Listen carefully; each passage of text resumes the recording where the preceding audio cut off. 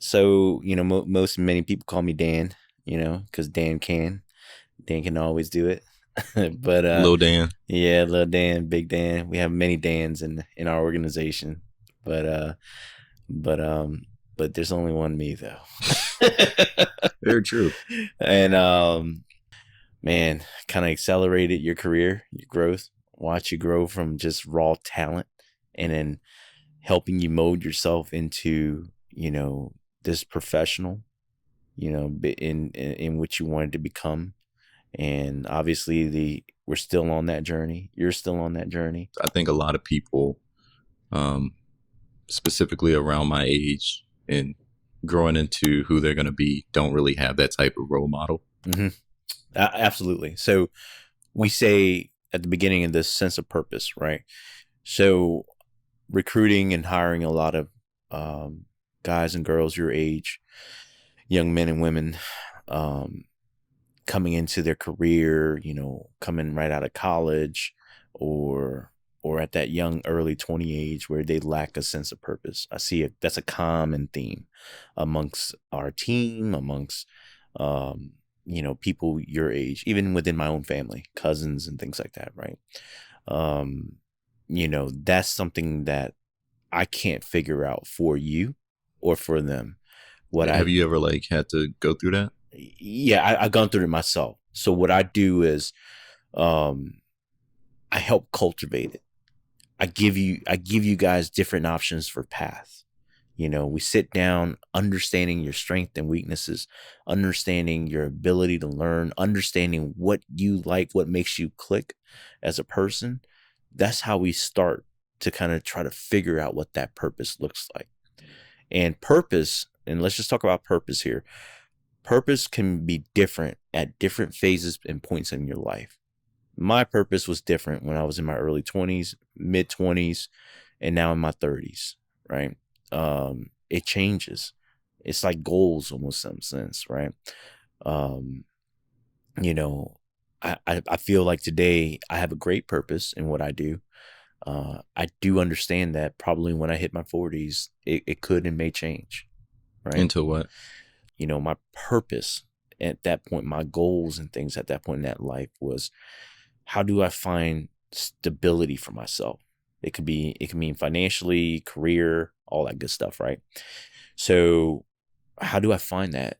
What's that purpose? That purpose is, I want to build a family. I want what, growing up, what I watch my parents, uncles and aunts, all that good stuff, right? Good relationships and building families. That's my purpose. That was my drive. How do I get there? I can't build a family with no money, no stability. So my purpose was to build a career and get financially stable, right? So in my early 20s. So, I had to identify what I was good at, what I was good at doing, and and things like that. So, you know, um I always knew that leadership was a thing that I wanted and wanted to work on. And that's where it started. That's, I set my all those goals and purpose and worked towards it. Wasn't perfect, definitely made a lot of mistakes along the way, many mistakes that I learned from, which I believe has kind of crafted and cut me out to this person who I am today. My purpose has changed in my 30s. Now I'm at a different point in my career, different point in my life with kids involved and things like that. I have a different purpose. My purpose back then is now, I need to find a way to give back, creating opportunity for work for people who just needs to get their foot in the door, or things that I've talked to you about in the past that I wanted to do when, hopefully at some point in my career, and things start to slow down a little bit, is maybe joining organizations like Son of a Saint in New Orleans, whereas they work with inner city young boys to keep them off streets, line them up with mentors, role models, stuff like that. It could be like football players, or just regular old Joe like me, who's kind of made a good career for myself and stuff like that, and family. So to go give them guidance where they don't have or need, right? Yes, I see a lot of young people lack it, but it's not a bad thing in many sense, right? The only thing is, as long as you're not aimlessly just going through life, going to work at a mundane, mediocre job, coming home and then just playing video games or doing nothing productive to get you to that higher goal that you want, as long as you're still on a progressive path, I think it's great stuff, I think it's all positive things. And I think a lot of people your age need to hear that, because they think with purpose comes expectations. If you don't meet expectations, now you're a disappointment, or you're not a productive member of society. And now you're classified as a failure, so to say. And that's where I believe that's where we have so many issues with mental health. We have so many issues with anxieties, depression, stuff like that, so, you know, we just have to reshape and think outside the box, when it comes to helping people, or when people come into our lives, what we can offer to them as value. That's a big thing, because I see it just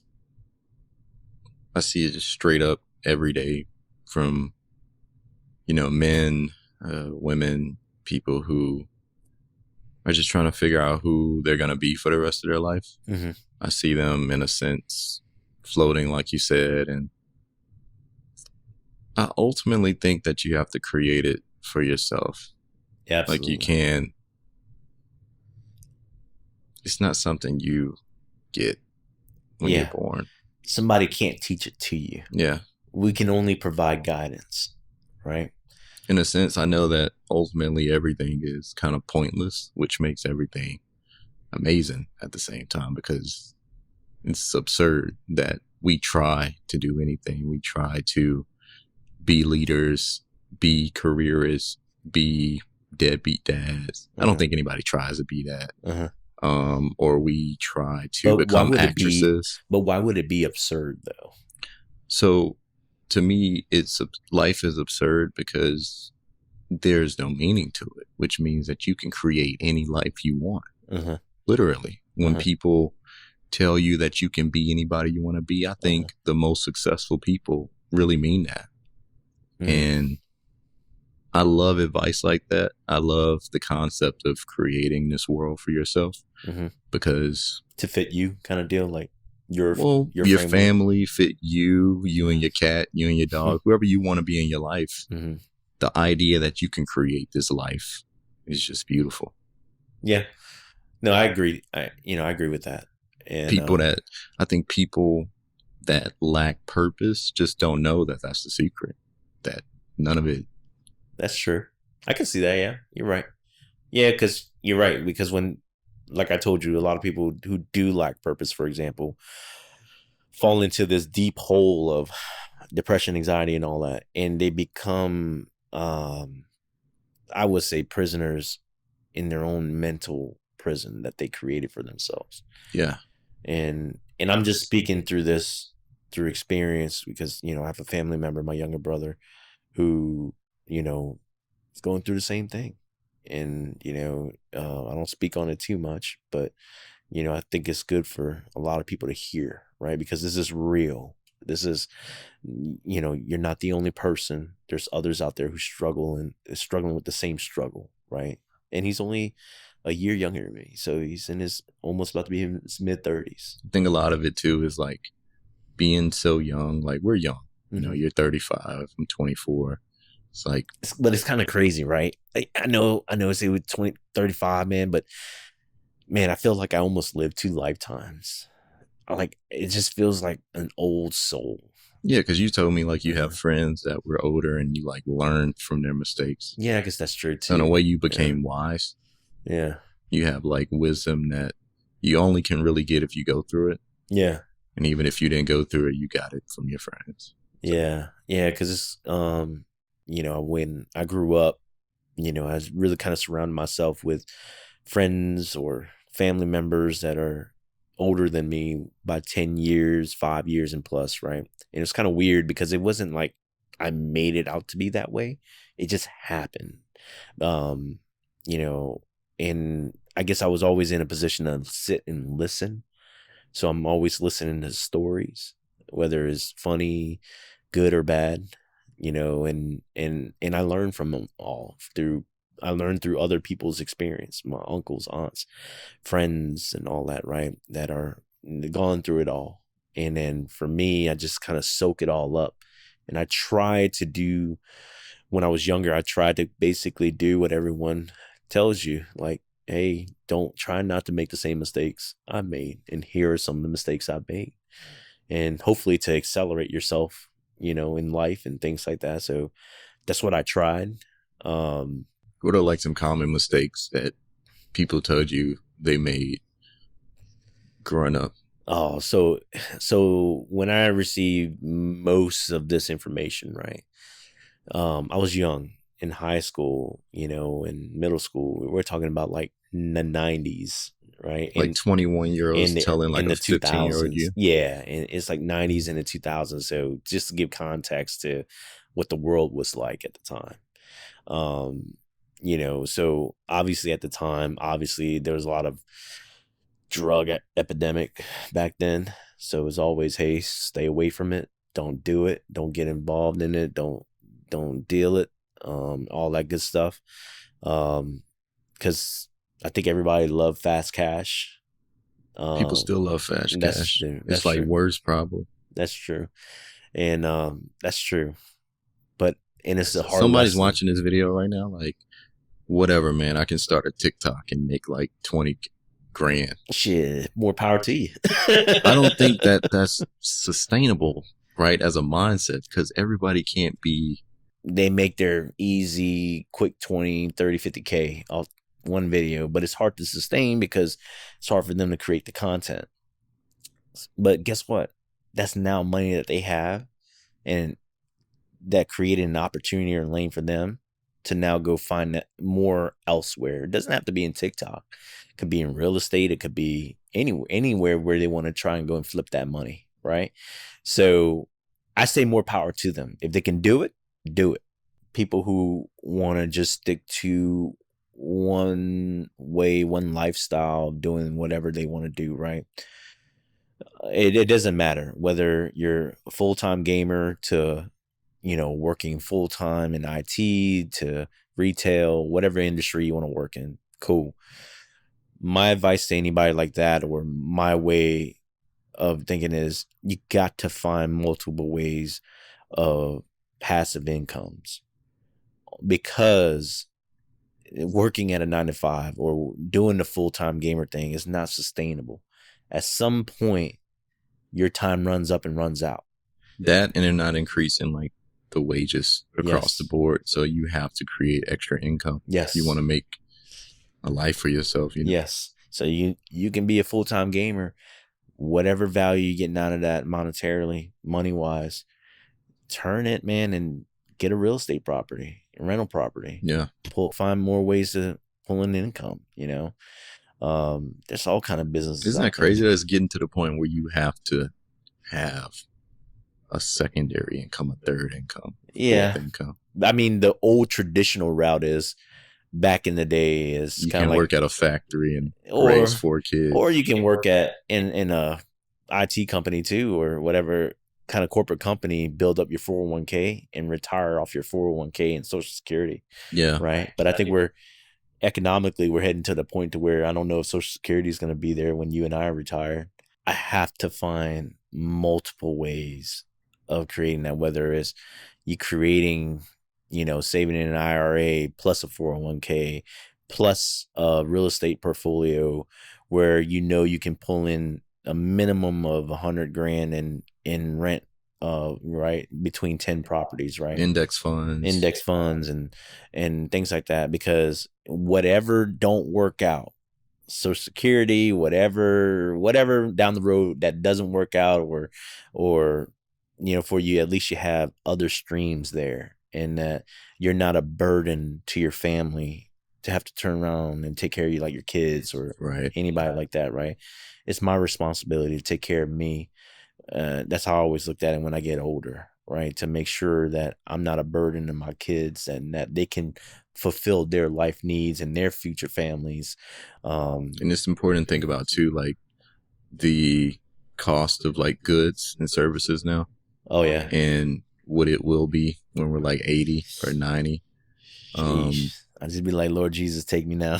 You got kids, so like you know, they'll hopefully be there one day to like take care of you. Yeah, they'll probably, I don't want them to, because I'd rather them spend their money towards building their future families and stuff, right? Obviously, Gen Z isn't having kids, by the way. So. And you know what? That is another common theme. That is another common theme. It's like we're gonna end up like Japan after the 80s, like that stagflation period. Yeah, yeah. They call it Kikimoris, I think. Something like that, where like you have these 27, 28-year-old dudes. Man, that'd be a strange world. It's already happening. Yeah. I mean, I see it through my own culture, right? Because, for example, my family had no purpose, just living with your parents and being like whatever. Yeah. And my family, like, I come from a big family, so my parents has like 10 to 12 siblings on each side. And then you can imagine how many cousins I have underneath all of them, right? Are most of them like in careers or like, in entrepreneur positions, or like do you have some that are just like, staying at home? It's a little bit of both, right? I got a lot of success stories, throughout my family. Like, my younger cousins, they're all in big tech now, making big tech money. Super happy and proud of them. That I have an uncle. Normally I don't talk too much about this, but I guess this hopefully can just inspire other people. But an uncle who came here from Vietnam, and lived here in New Orleans most of his life with us, and got affected by Hurricane Katrina in 2005, and then left here to join his in-laws in California in 2006, and opened up his first not opened up his first, his in-laws already had it, he kind of joined it, but they built this empire of chain restaurant called the Boiling Crab. Super proud of like what he's made and done for himself and his family, and it's an inspiration to me, my cousins, my siblings, my other family, like the possibilities, right? Didn't have a college degree, obviously I understand there's a big hit of luck in there, but with a lot of hard work too, because I always knew he was a hard worker, mopping floors, things like that, when he was working in my parents' grocery stores, doing the restocks, everything. So he's from nothing to something, right? I'll tell you that, man. It's a huge success story. Shout out to him. Shout out to the Boiling Crab. Yeah. Man, there's so many generational differences that like once you really see, the solution for it, it's just about having enough power to change it. There was a dude in the Discord, Reginate, I think his name is. He wants to get into real estate like you, and like get into investing in properties.